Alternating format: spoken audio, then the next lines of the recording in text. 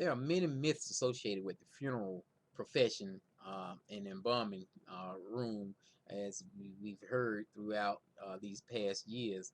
People would say that the body would raise up on the embalming table, or actually that the body would actually come back to life. I was born in the funeral business that was started by my great grandfather back in the 1920s, and today we have at least 9 funeral homes in the family, and I've never in my life witnessed or seen any such event take place. Yes, that's what they are, myths. There are 4 steps usually to the embalming process. The embalming process um, is a process to preserve the body from decomposing and to protect the public. At any time, the embalmer is called upon to perform his expertise. So you could say that people die at the most inconvenient times. Uh, Pre-embalming is the first step. The pre-embalming process is just positioning the body there on the embalming table in the supine anatomical position. This is just a position there with you laying on your back with your face, with your head face upward. We would then place a headrest behind the head of the deceased so that their head would be elevated from the embalming table at least 5 to 6 inches. Next, we will verify the deceased. We will verify the deceased by their name tags on their wrist or by on their toes.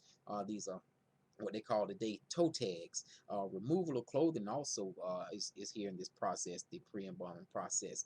We will cut the clothing off. If the clothing is saturated in blood, then we will dispose of them in a OSHA regulated waste basket. Next process is the feature setting. In feature setting, we will begin by washing the body and disinfecting the body in germicidal solutions. Also, you want to get rid of rigor mortis. Rigor mortis is formed there in the body. This is just a stiffening of the joints or stiffening of the muscles, and you would just massage the body and bend at the joints where needed to get rid of the rigor mortis. Next, we will close the eyes. The eyes are closed. We will use what we call eye caps. Eye caps have little rigid ends on the bottom, on the top of them, and we place them upon the eyelids, and we will close the eyes. And usually, we will use some kind of moisturizing cream to go up under the eyes so that the eyes won't dry out. Also, you want to close the mouth. Closing the mouth is done by a S-shaped needle.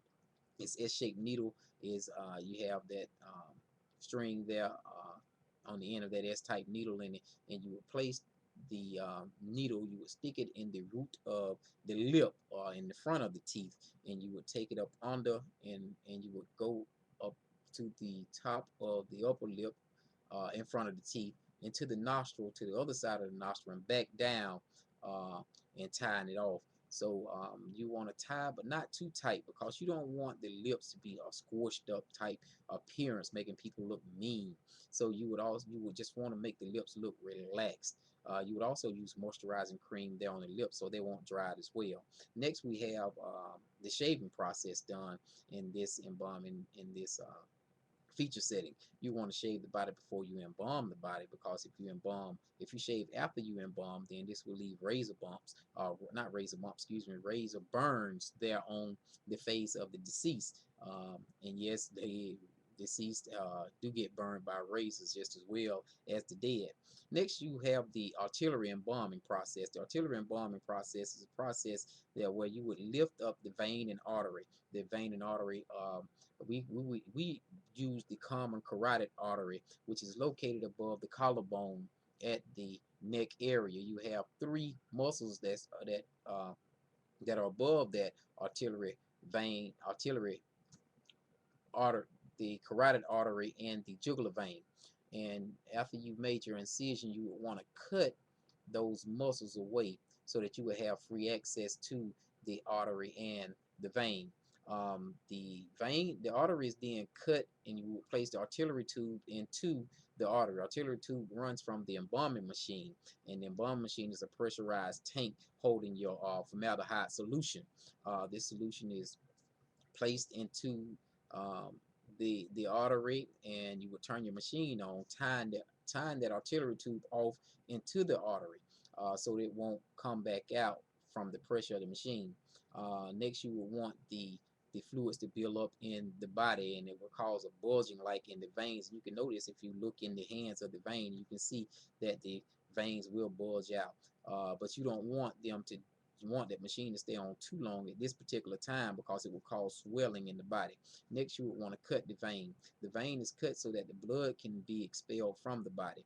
Um, and you would place a drain tube down into the vein. The next process to have is the cavity embalming. Cavity embalming is we use an aspirator there and a trocot. An aspirator is just a backflow system so that it will cause suction to come out. The trocot is a long needle about big as my finger, and it is placed there in the stomach area. You will stick it there 2 inches away, 2 inches above the navel area. And you want to get all the liquids and all the waste from the cavity area. The cavity fluid is a stronger solution. The steps listed above applies to bodies embalmed without an autopsy. The embalming process is used widely by embalmers with all adjustments to perform their skills as required by law. This process is a necessity if a body will be viewed by the public. An embalmer must treat everybody with the intent to be viewed by the public.